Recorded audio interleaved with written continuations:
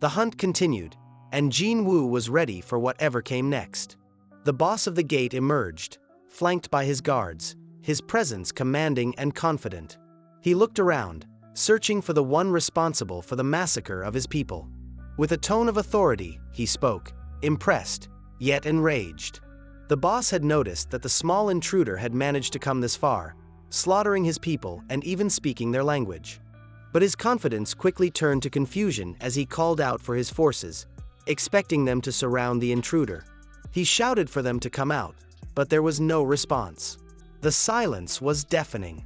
What the boss didn't realize was that Jin-Woo's shadow soldiers had already decimated his troops, eliminating them on their way to the heart of the gate.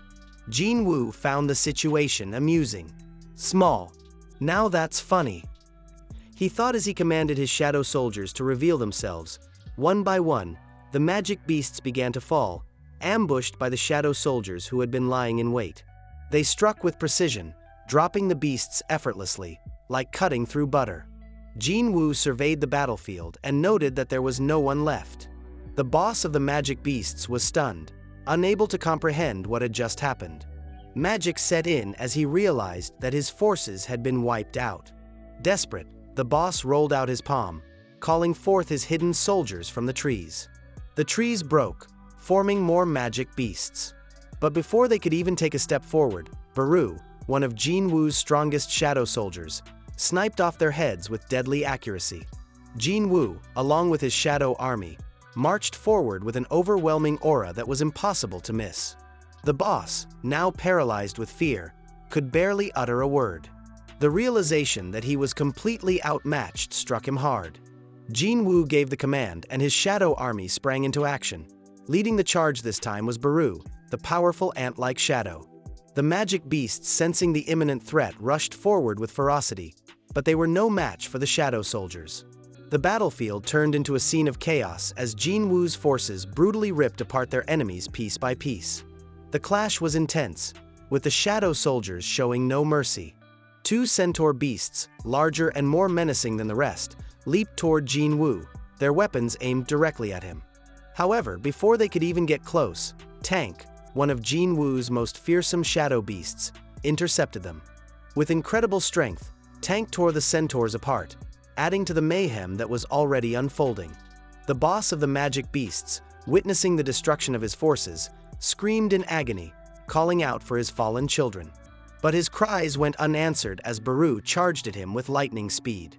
Baru's sharp claws pierced through the boss, while Igris slashed the boss's arm clean off.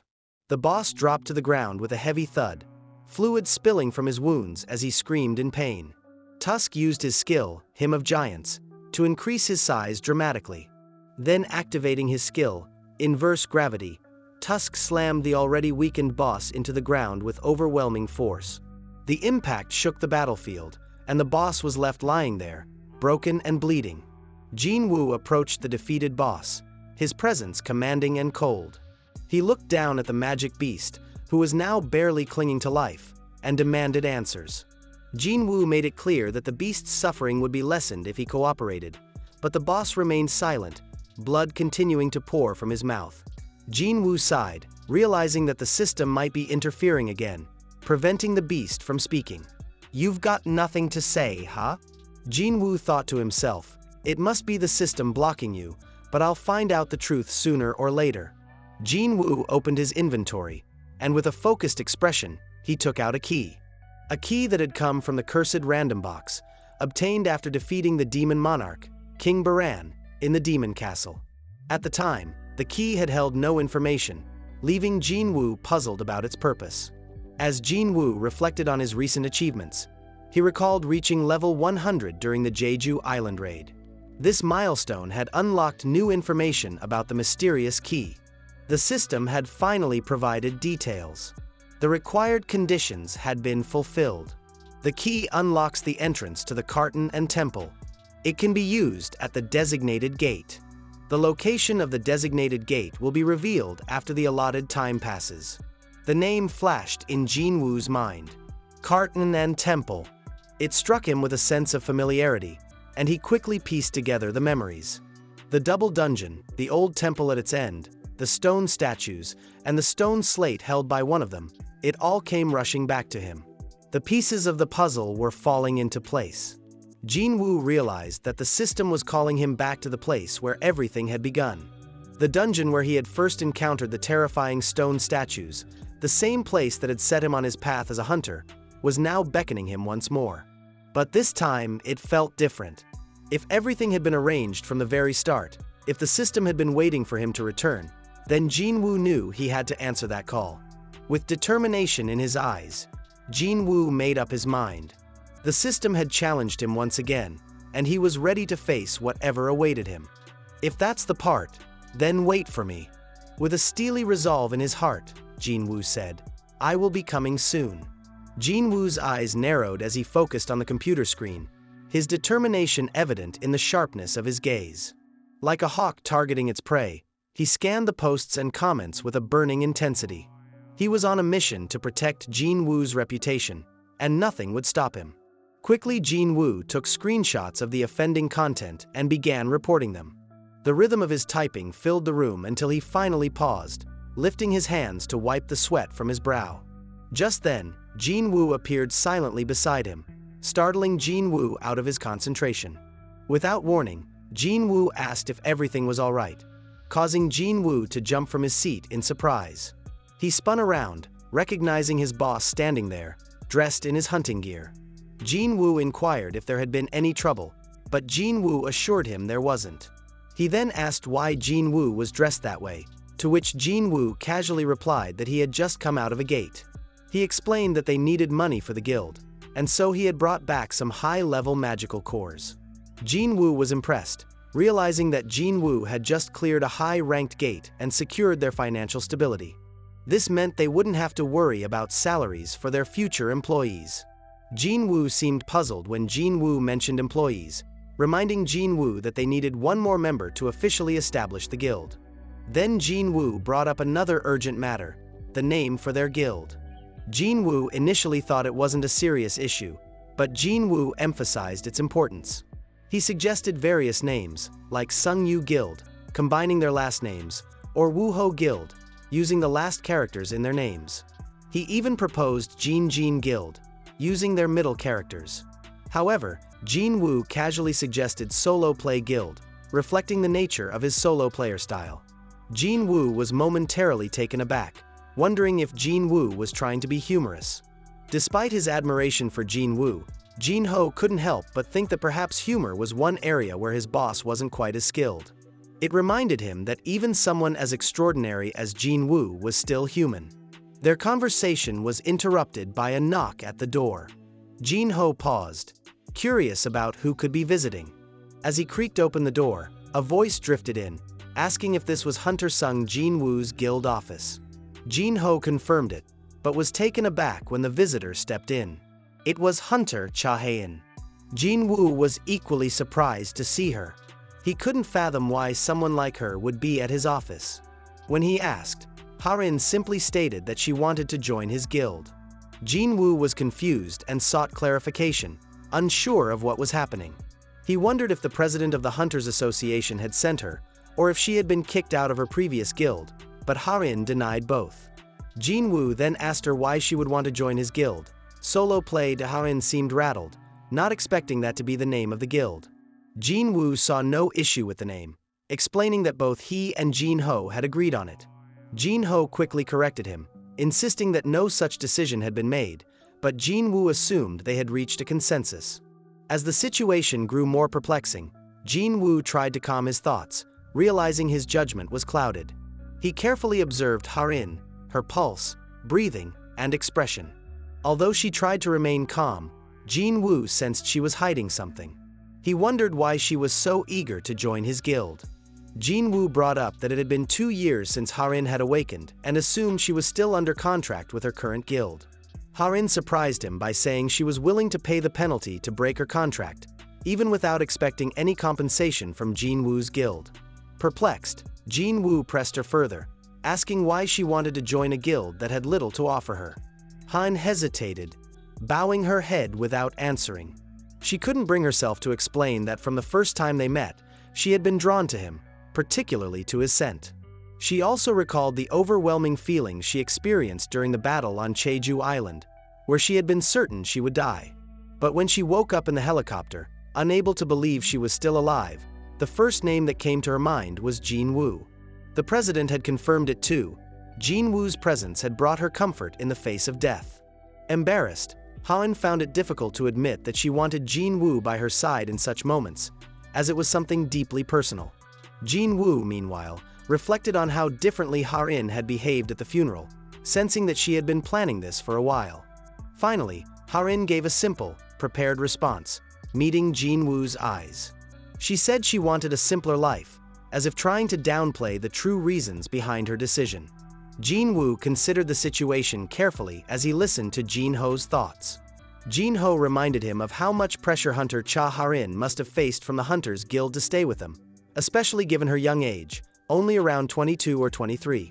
Jin-Woo understood the burden of being an S-rank hunter, and the struggles the Hunters Guild had endured during the Jeju Island raid.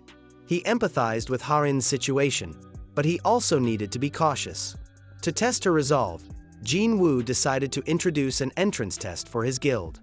Harin was surprised, as this wasn't mentioned in the recruitment notice, but Jin-Woo smoothly explained that it was a rule, and perhaps an oversight on Jin-Ho's part. He then sent Jin-Ho to fetch some drinks and snacks, giving them some time to prepare.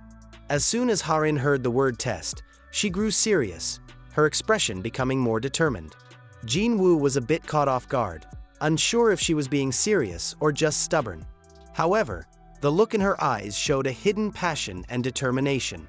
Jin-Woo informed her that the test would involve facing one of his summons, specifically his strongest one. Harin didn't back down, showing no fear or hesitation. She was ready for the challenge, and wanted to proceed immediately. Jin-Woo suggested they head to the gymnasium of the association to conduct the test. Both of them rose to their feet, as if they had planned this moment together. As they prepared to leave, Jin-Woo realized that the gymnasium was quite far from their current location. He wanted to test if his shadow exchange skill could transport both of them together. Jin-Woo reassured Harin that they didn't need to leave the room in the usual way. They could take a shortcut by sticking close to each other for a moment. Harin felt a lump in her throat as Jin-Woo approached her. Jin-Woo was faced closer than she had expected. Jin-Woo activated the shadow exchange skill, and both of them soundlessly sank into their shadows. Just as they vanished, Jin-Woo returned to the room with tea and snacks, only to find an embarrassed-looking high orc shadow soldier in their place.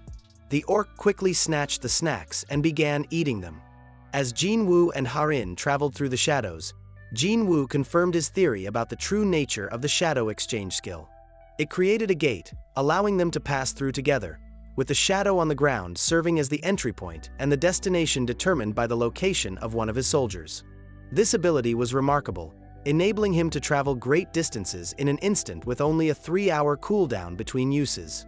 As they arrived at the gymnasium, the lights turned on automatically, reacting to their mana. The gym was brightly lit, and Harin was amazed by the skill she had just experienced. She looked around in wonder before her gaze settled on Jin-Woo, who was ready to begin the test. Jin-Woo decided it was time to begin, but Harin suddenly remembered she had left her weapon behind. When Jin-Woo teased her about the pickaxe, she blushed, embarrassed by the memory. Jin-Woo chuckled, reassuring her that he was only joking. Harin considered borrowing a weapon from the storage and walked over to the door, using her hunter's license to access the keycard reader. Jin-Woo mentioned that hunters could use the reserve weapons from the gymnasiums, although they weren't of the highest quality and were mainly for practice. Harin inspected the weapons and selected a sword similar in length to her usual one. Feeling ready, Harin confirmed her choice, but Jin-Woo was concerned that she might not be comfortable with a weapon that wasn't hers. Harin, however, dismissed this, noting that in battles, monsters never fought on their terms anyway. Jin-Woo agreed with her sentiment, knowing that an ordinary soldier would easily be torn apart in a fight. He called forth a smaller shadow from his own, which moved a few paces away before a knight silently emerged. It was Igris, the best swordsman among Jin-Woo's shadow soldiers. Jin-Woo explained the conditions for winning or losing. Victory would come from destroying the summon, while defeat would occur if Harin chose to surrender. He realized that calling on his strongest soldier Baru would be too overwhelming for Harin, potentially traumatic even. So he settled on Igris for this test. Harin nodded in agreement, readying the sword she had borrowed from the equipment room. Jin-Woo, however, hesitated, recalling her earlier statement that weapons didn't matter. She asked her to turn back for a moment, and when she complied, he took the Demon Monarch's sword from his inventory and handed it to Igris. With everything in place, Jin-Woo signaled the start, and Harin prepared herself for the challenge ahead. Jin-Woo signaled to Harin that everything was ready. As she turned, she noticed Igris holding a sword crackling with blue electricity, a weapon he hadn't been wielding earlier. Without hesitation, Igris made the first move, swinging the Demon Monarch's sword with deadly precision. With a wave of lightning shot straight at Harin, she instinctively bent backward, narrowly avoiding the blast with the agility of a cat.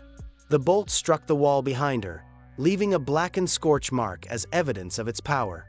Jin-Woo observed the scene, impressed by her speed, knowing that an ordinary person would have been fatally wounded by even a slight graze from that attack. Harin gripped her sword tightly and charged forward, her focus unwavering. Igris, determined to make her surrender as instructed, met her head-on. Their blades collided with a fierce clash, sending sparks flying. Meanwhile, President Go Gun-hee was in his office, situated on the highest floor of the main association building. From his vantage point, he could see all the association buildings and the surrounding area as he read through confidential reports, and as something outside his window caught his attention. The lights were on in the supposedly empty gym. Confused, Gun-hee buzzed his secretary to check if someone had rented the gym for the day. Realizing that there was no booking, Gun-hee asked for the surveillance cameras to be turned on and the feed displayed on his monitor. To his surprise, the screen showed Jin-Woo and Harin in the gym. Gun-hee's initial shock turned into a smile as he wondered if the two hunters were in a relationship. He recalled that when Harin had first regained consciousness in the helicopter, the first person she had asked about was Jin-Woo. The realization made him grin fondly as he watched the scene unfold. Deciding to respect their privacy, Gun-hee asked his secretary to turn off the surveillance cameras in the gym, citing a maintenance check in the records. Once the TV turned off, he chuckled to himself as he returned to his reports. However, a slight tremor from the gym caused the walls of his office to ripple. Gun-hee didn't look up, but the smile on his face remained. The thought of youth and the energy it brought warmed his heart as he continued with his work, content with the scene he had just witnessed. Jin-Woo realized he might have underestimated Harin's abilities. Despite giving Yggdrasil the powerful Demon Monarch sword, Harin was still too strong for the night. As soon as Yggdrasil was overwhelmed and crashed into the wall, Jin-Woo called off the match. However, Harin wasn't satisfied. She questioned whether Yggdrasil was truly the strongest summon Jin-Woo had, and insisted on facing the strongest one now. Jin-Woo hesitated, concerned that Harin might get hurt, but she was determined. She expressed her desire to fight the strongest summon again, no matter the risk. After considering her resolve, Jin-Woo finally agreed. He summoned Baru, the shadow ant with an intimidating presence. Although shadow soldiers were generally weaker than their living counterparts, Baru was different. He had been created solely as a weapon to kill hunters, making him a formidable opponent. Baru, ever loyal to Jin-Woo, sought confirmation of his orders. Jin-Woo commanded him to defeat Harin, but emphasized that she must not be harmed. With his mission clear, Baru unleashed a fearsome battle cry that echoed through the gym, so powerful that the light bulbs above shattered, plunging the room into darkness. The sheer force of his roar sent a wave of terror through Harin as she witnessed the raw, untamed power radiating from Baru. His blade-like claws, sharp and deadly, extended menacingly from his fingers, ready to strike. However, just as the tension peaked, Jin-Woo sternly reminded Baru of his command not to harm her. The warning was enough to make Baru instantly retract his claws, his fierce resolve tempered by his unwavering obedience to his king. Harin noticed an opening and seized the moment. However, before she could react, Baru disappeared from her sight and reappeared behind her in an instant. Recognizing the move from a previous encounter, Harin steeled herself, refusing to fall for the same trick twice. Despite being momentarily stunned by Baru's incredible speed, her reflexes kicked in and she launched a flurry of attacks. Harin's sword struck out dozens of times, but Baru skillfully avoided each blow without even moving from his spot. His movements were precise and efficient, so quick that they left afterimages in their wake. The overwhelming difference in power between them became glaringly clear. Baru had been given a clear command by Jin-Woo: defeat his opponent without causing her harm. Confident in his abilities, Baru knew this task would be simple. He planned to show Harin the vast difference in their strength, making her lose the will to continue fighting. Harin, however, was in disbelief. No matter how many strikes she made, Baru dodged them all effortlessly, even at such close range. She couldn't understand how he managed to avoid her attacks without even taking a step back. When she aimed for his neck, he merely leaned back slightly, easily evading the blow. No matter how she varied her attacks, he moved out of harm's way with ease. Confusion and frustration began to set in for Harin. Baru wasn't even a real magic beast. He was merely a minion borrowing the power of a dead one. How could he be so powerful? And what kind of strength did Jin-Woo possess to control such a powerful minion with ease? Then he closed the distance between them, and Harin was suddenly overwhelmed by the stench of death emanating from him. In that moment, she felt it was over. Baru's wide-open mouth filled her vision, and she couldn't help but let out a scream, expecting the worst. But instead of attacking, Baru released a terrifying roar. The sheer force of his magic power pushed Harin back, leaving her momentarily stunned. Jin-Woo watched the one-sided fight with a grimace, finding no pleasure in the spectacle. He asked Harin if she was satisfied, hoping she would yield. But with determination still burning in her eyes, Harin refused to give up. She insisted that she could still fight, despite the overwhelming odds against her. Jin-Woo watched the fight, trying to understand Harin's intentions. He hadn't expected her to continue fighting after recognizing the vast difference in strength between herself and Baru. Baru was unlike Jin-Woo's other shadow soldiers. Although intelligent, he was still a killing machine at heart.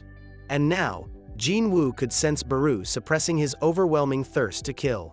Jin-Woo hoped Harin wouldn't make a misstep, especially if she was aiming for a weak spot. Suddenly, Baru's instincts flared up. He couldn't tolerate a prey standing up against its predator. Furious, Baru extended his claws and lunged at Harin, but she dodged his attack skillfully. They locked eyes, and the tension between them was palpable. Harin decided to use her most confident move, a skill called sword dance. She moved with increasing speed, her blade drawing elegant arcs in the air as if she were dancing. The sound of metal clashing filled the space as Baru blocked her relentless strikes with his claws. Despite his calm exterior, Baru's displeasure was evident. Growing tired of the game, Baru decided to end it. With his bare hand, he grabbed Harin's sword as it came toward him and shattered it. Half the blade broke off, but Harin's resolve didn't waver. Her eyes blazed with a cold fury as she focused all her magic power on the remaining piece of her sword. She was about to reveal a skill she had never used before, Sword of Light. The blade glowed brightly, and Harin saw her chance. Baru, having lowered his guard after breaking her sword, was unprepared for her next move.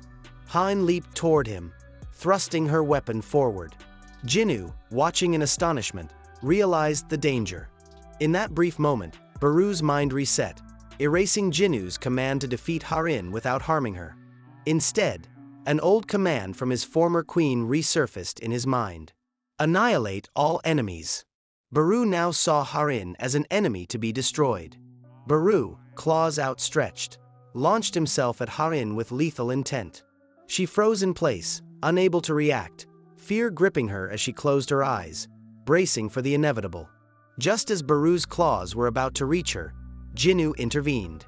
He barely made it in time, catching Baru's claws with his bare hands, preventing the attack. Baru trembled as his eyes met Jin-Woo's, and understanding his mistake, Baru leaped back, dropping to the ground and begging for forgiveness. Jin-Woo knew why Baru had acted this way. The soldier's instincts to protect his master had been strong enough to override Jin-Woo's command. For a moment, Jin-Woo glared at Baru before looking to the side, where Harin had fallen to the ground. Exhausted from the intense battle, Jin-Woo, concerned by Harin's determination, questioned her motives. He couldn't understand why she was pushing herself so hard. The test they were undergoing was just an entrance exam for a nameless guild. A hunter of Harin's caliber didn't need to risk her life over something like this. It simply wasn't worth it. Jin-Woo asked her why she was going to such lengths, hoping for an answer that made sense. But Harin didn't respond. Her silence only deepened Jin-Woo's confusion. He asked again, wondering if there was something more to her actions. Could it be that she was interested in him? The thought seemed outlandish, but it was the only explanation that came to mind. Han seemed taken aback, almost as if the question had jolted her out of her daze. Jin-Woo, sensing her surprise, shrugged it off. Perhaps he had been wrong, and there was another reason for her determination. However, after a brief pause, Harin collected her thoughts and quietly admitted that Jin-Woo was right. She did have feelings for him. Her simple admission surprised Jin-Woo, adding a new layer of understanding to the situation.